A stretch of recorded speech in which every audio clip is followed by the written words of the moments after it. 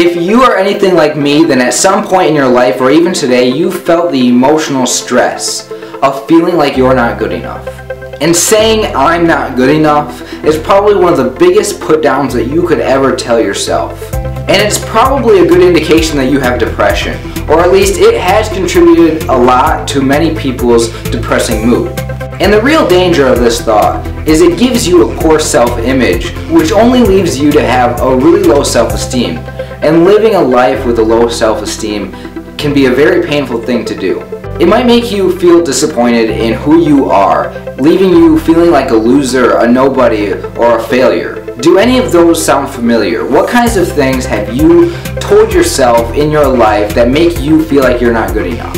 Have you ever said, I'm too fat, too ugly, too stupid, or too poor? Or have you ever looked at somebody that you really admired and said, I can never be like that. I can never do what he does or have what she has. I'm simply not good enough. A lot of the time we might feel like we're not good enough because we just want to be accepted by others. Whether it's how we look to society or what another person might think of us, that's usually what leads us to feeling like we are inadequate. Because sometimes you really put yourself out there on the line for others by allowing them to get to know the real you. And this is what's known as being vulnerable. And it's a painful feeling to know that you're giving your best. You're doing everything in your life to the best of your ability, but it just seems like that for some people, that's just not good enough for them because they just don't understand you or who you are or what you're doing. So are you the type of person who cares about what other people think about you? Caring about what other people think about you is completely normal, and it's probably a good thing in certain ways. But an obsession with other people's opinions will only lead you to feeling insecure, and that insecurity is based solely on the fear of their criticism. So are you afraid of criticism? Is it always painful for you to learn that there's something about you that can be improved? If so, then you probably suffer from what's known as perfectionism, which again can be a good thing in many ways, but still this idea of perfectionism is what is at the root of what might be causing you to feel like you're not good enough. Living up to your own standards of perfection or other people's expectations is a really difficult thing to do, and in many cases it's actually impossible. Chasing perfection is like trying to catch your shadow. The closer you get to it, the further it moves away.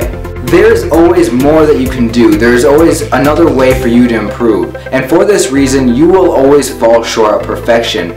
So because of this, we are all, by nature, imperfect beings. And knowing that you are imperfect is the most important step for you to achieving happiness in your life. And letting go of your expectations is the one thing that you have to do in order to love who you are today. So one of the most important keys to happiness is to stop focusing on being perfect and simply become invested in the journey. So when you begin to see yourself as being imperfect and in the process of becoming better, it's only then that you will truly start feeling good about yourself. And that's because we're only happy with ourselves when we see ourselves making progress. One of the things that you can do today to create a better perception of yourself is to think about all of the positive qualities that you have. Make a note of all the things that make you a great person. What have you done in your life that you are proud of? What things make you feel good? What things do you do on a daily basis that you enjoy that most other people don't? What you tell yourself provides the framework that shapes your identity. If you can change the way that your mind sees yourself, then you can begin feeling better about who you are. So when you fail to see all of the good things about yourself and you focus only on your failures and imperfections, that is what will leave you with a low self-esteem and those feelings of not being good enough.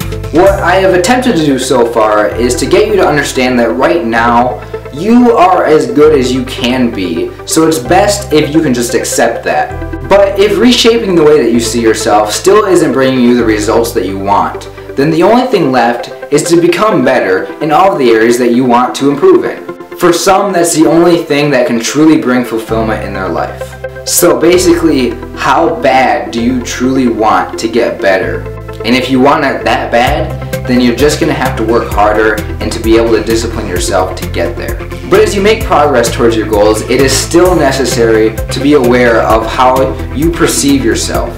It's essential to remember the things that you like about yourself, as well as letting go of all of those expectations that are really unreasonable. And this is something you should do all the time, simply because it'll help you maintain that happiness over the course of your life during the entire process of you becoming the person that you want to be. It's never a good thing to have an all or nothing mindset, which is the mindset of anybody who's a perfectionist. I just want to remind you that it is okay to be the way that you are right now, which is probably imperfect in many ways. But you still shouldn't forget that you're a great human being with a lot of potential for growth. So basically just remember that you don't have to be perfect, because today you are good enough just the way that you are.